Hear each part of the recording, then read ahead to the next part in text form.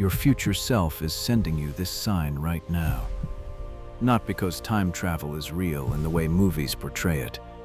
Not because a specific message has been literally transmitted backward through the fabric of reality, but because there is a very real, very useful way of understanding your relationship with who you are becoming, and something in you already sensed this before you clicked on this title.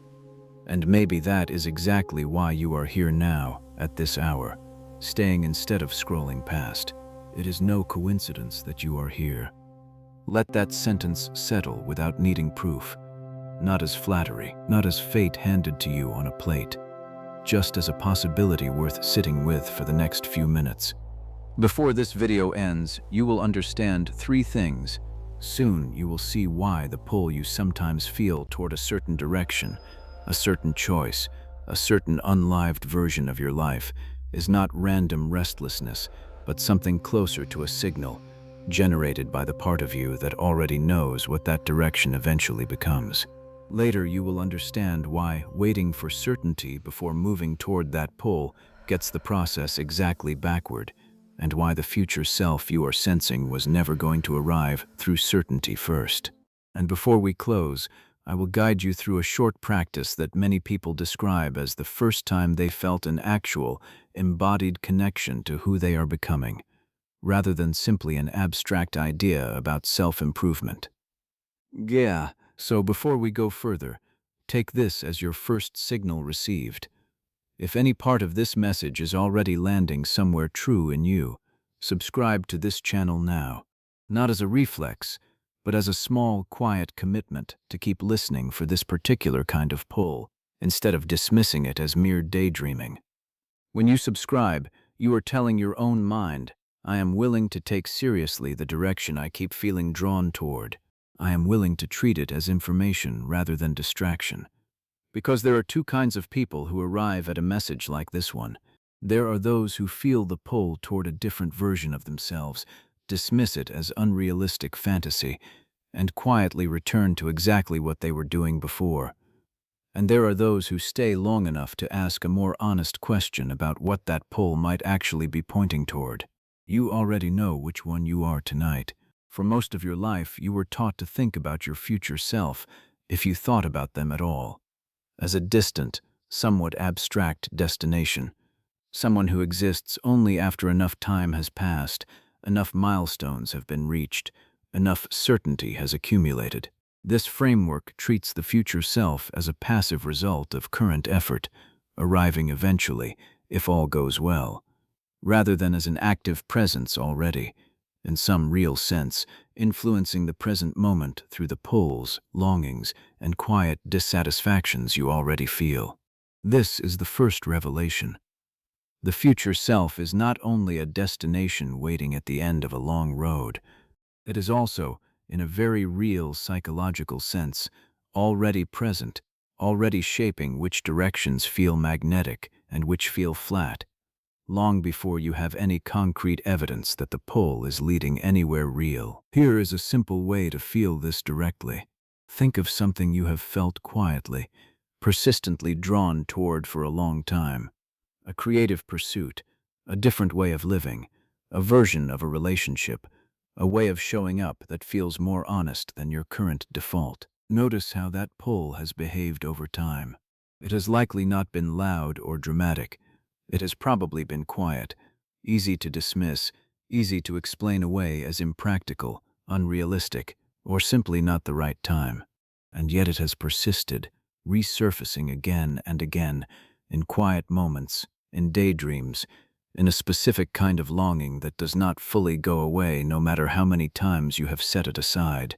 This persistence is itself worth taking seriously, not because every persistent longing is automatically wise or automatically achievable, but because a pull that keeps returning across years, despite being repeatedly dismissed, is behaving less like a random whim and more like a genuine signal. Many people spend years waiting for that pull to arrive, with full certainty attached before they will take it seriously, wanting proof in advance that the direction will work out, wanting guaranteed success before offering even a single step of genuine effort. And because that kind of advanced certainty essentially never arrives, the pull gets postponed indefinitely, treated as something to revisit once life is more stable, once fear feels smaller, once the timing finally feels perfect. This is the trap almost everyone circling an unlived possibility lives inside without naming it. Wait for certainty to arrive first, and mistake that waiting for patience, when it is often simply another way of never actually beginning. There are those who will spend a lifetime waiting for their quiet, persistent pull to arrive, with full certainty attached, before taking a single real step toward it. And there are those who will pause here, in this very video, and ask a quieter, more useful question. What if the certainty I have been waiting for was never going to arrive before the action, but only after enough of it? And what if the pull itself, imperfect and uncertain as it feels, is already the most reliable signal available to me right now? Not a promise, not a guarantee of a specific outcome by a specific date, but an invitation, available starting now. Now listen carefully, because this is where the title becomes more than a title. Your future self sending you a sign right now does not mean a literal message traveling backward through time. It means something quieter and, in its own way, more useful. That the direction you keep feeling drawn toward, however impractical it currently seems, is functioning as a genuine signal from the part of you capable of imagining and eventually inhabiting a version of your life that does not yet fully exist. The version of you that already made it is calling you forward. Let that sentence rest here for a moment, the way a single note rests before the next one arrives, not as a literal metaphysical claim, but as a precise, useful way of relating to your own persistent longing. That future version is not sending information about specific outcomes, dates, or guaranteed results. It is functioning more like a compass than a map, orienting your attention toward a direction worth moving in, without promising exactly what the terrain along the way will look like. Here is the quiet loop most people circling an unlived possibility live inside without naming it. A genuine pull toward a different direction arises. That pull gets met with fear, with practical concern, with the voice that says this is unrealistic, and gets set aside, postponed, explained away. Time passes. The pull resurfaces, often during quiet, unguarded moments, sometimes stronger, sometimes accompanied by a specific ache of missed opportunity. It gets set aside again, and the person concludes, eventually, that they are simply someone who dreams but does not act, when the actual pattern was never about capability, but about consistently mistaking the discomfort of uncertainty for a sign that the direction itself was wrong.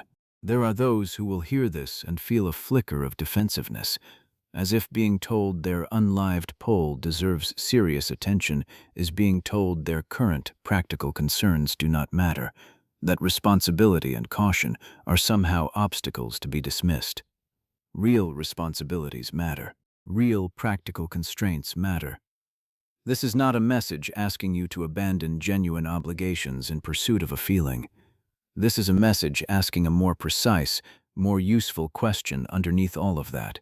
Given your real, genuine responsibilities, what small, honest step toward that persistent pull is actually available to you, right now, without requiring you to abandon everything else in your life at once? Take a slow breath right now, without needing to close your eyes if you are not ready. Notice the quality of the air entering your body.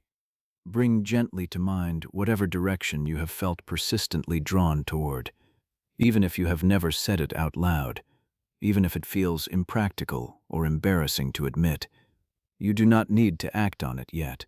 Just notice that it exists, clearly, honestly, as a genuine signal, rather than a distraction to be dismissed. This is the beginning of the shift this video describes. Not a dramatic leap into an entirely different life overnight, but a quiet return, again and again, to taking your own persistent pull seriously. If this message is beginning to touch something real in you, comment this phrase now: I am ready to take my pull seriously. Writing it will not instantly resolve every practical obstacle in the way, but it becomes a small marker your own mind can return to later, a quiet anchor point in an ordinary day, a reminder that you once consciously chose to treat your own longing as information rather than fantasy. Then un moment. Now let the next layer open. There is a particular kind of exhaustion that comes specifically from living entirely inside the identity of who you currently are, without any active relationship to who you are becoming.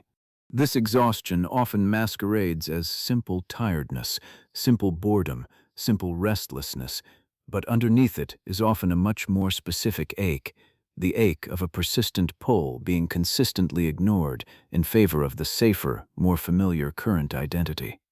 This is the second revelation. Much of what feels like generalized dissatisfaction with life is not actually generalized at all. It is often quite specific, pointing directly at the unattended relationship between your current self and the future self you have been quietly sensing. Notice how differently a present moment gets experienced, depending on whether this relationship is being actively tended or entirely ignored.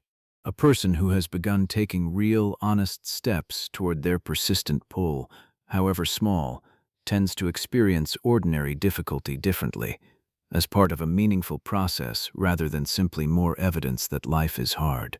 A person who has entirely abandoned the relationship with their future self tends to experience the exact same ordinary difficulty as further proof that nothing is really moving anywhere, that life is simply happening to them rather than being actively shaped by them.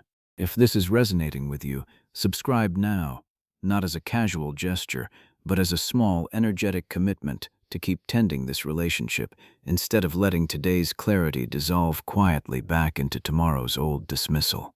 Let it mean, I am choosing, on purpose, to keep listening to the version of me still becoming. There is a particular myth worth naming directly, because without naming it, this teaching can be quietly misunderstood. This is not a message suggesting that every persistent longing should be acted upon immediately and without discernment, or that impulsive, poorly considered leaps are automatically wise simply because they carry a feeling of pull. Genuine discernment still matters enormously. Some longings genuinely do require patience, preparation, and realistic sequencing rather than impulsive action. The message here is not reckless immediacy, it is honest acknowledgement, taking the pull seriously as real information worth examining and planning around, rather than dismissing it entirely as unrealistic fantasy simply because it feels uncertain or inconvenient. It is worth naming, too, the difference between a genuine pull toward a future self and simple escapism dressed up in similar language. Escapism tends to focus entirely on leaving a current situation without much genuine curiosity about what is actually being moved toward. Any different life will do, as long as it is not this one. A genuine pull toward a future self behaves differently. It has specific texture, specific quality, specific direction, not simply the absence of the present, but a particular presence being sensed ahead. If your own persistent longing feels more like fleeing than arriving, more like escaping this than becoming that, it may be worth examining what is actually driving it before mistaking it automatically for a call from your future self. Consider, too, how this future self signal tends to show up in small, easily dismissed moments rather than dramatic epiphanies. A flicker of genuine aliveness during an unrelated task that hints at a different direction. A specific kind of envy toward someone else's path that, examined honestly, points less toward jealousy and more toward recognition that could have been me, that still could be me. A recurring daydream that keeps returning to the same general shape despite years of being set aside. These small, repeated signals are worth taking as seriously as any singular dramatic moment of clarity, because they are, in their own quiet way, the actual mechanism through which this pull tends to communicate. Here is something worth sitting with honestly. Many people secretly resist taking their future self seriously, even while consciously wanting a different life, because a familiar current identity, however unsatisfying, still feels safer than the genuine uncertainty of actually moving toward an unlived version of themselves. If you have spent years explaining away your own persistent pull as impractical, a version of you who takes that pull seriously can feel strangely destabilizing, even threatening, even though it is what you have always said you wanted. This is not weakness. It is simply a nervous system trusting a familiar identity over an unfamiliar becoming. If this describes something in you, you are not failing at this shift. You are standing right at its edge, which is exactly where this practice is designed to meet you. Now we move toward the practice hidden inside this message. Let your body settle wherever you are sitting or lying right now. You do not need silence around you, only a small amount of willingness inside you. Soften your gaze, or let your eyes close if that feels right. Let your next breath arrive a little slower than the one before it, not forced, simply unhurried. Feel the weight of your body being held by whatever is beneath it, the chair, the floor, the surface that has been holding you this entire time without asking anything in return. You are not trying to force a specific future into existence. You are simply opening a channel of honest communication with the version of you still becoming. As you breathe, bring to mind, gently, the direction you have felt persistently drawn toward. Imagine, just for a moment, the version of yourself who has already taken real steps in that direction. Not perfectly, not without struggle, simply further along than you currently are. Notice what quality that version seems to carry. Calm, clarity, ease, confidence, whatever it actually is. Inhale and silently invite a small taste of that quality into your body right now. Not because you have already arrived there, but because the quality itself is available to practice in small doses along the way. Exhale and release any pressure to have the entire path figured out before taking a single step. Inhale, invite the quality. Exhale, release the pressure for certainty. Let this happen 2 or 3 more times, at your own unhurried pace. There is no wrong way to practice this. There is only the noticing and the gentle return to it whenever old dismissal reappears, which it will, and which is simply part of the practice rather than a failure of it. As you continue breathing at this slower pace, silently repeat the sentence forming underneath this entire message. The version of you that already made it is calling you forward. Let the words move with your breath rather than your urgency. The version of you that already made it, on the inhale, is calling you forward on the exhale. Feel how different this sentence lands when it is received not as pressure to have already arrived, but as a quiet, honest invitation to keep moving toward what you have already been sensing. Notice, without needing to change anything further, whether something in your relationship with your own future feels even slightly different than it did when this video began. Perhaps a small opening. Perhaps very little has shifted, and that is completely fine too. This practice is not measured by a single dramatic breakthrough. It is measured the way any genuine relationship is actually built, through quiet, unglamorous repetition, returning again and again to honest connection rather than dismissal. Let this small practice become something you can return to without needing a video to guide you through it again. One noticed pull, one breath, one quiet sentence, timed to the rhythm of your own body. The version of you that already made it is calling you forward. This costs nothing, requires no special setting, and can be practiced whenever the old pull resurfaces and the old dismissal is tempted to explain it away again. The people who genuinely become the version of themselves they have long sensed are rarely the ones who waited for complete certainty before beginning. They are the ones who return to a small practice like this one, quietly, imperfectly, hundreds of times, until the pull stopped feeling like fantasy and started feeling like honest direction. Now, gently bring your attention back to the room around you, to the sound of your own presence here, to the simple fact that you stayed through this entire message when a dozen easier distractions were only a swipe away. That choice to stay is itself a small act of the very listening this video has been describing. Let us gather what this message has offered you. The recognition that your future self is not only a distant destination, but an active presence already shaping which directions feel magnetic to you now.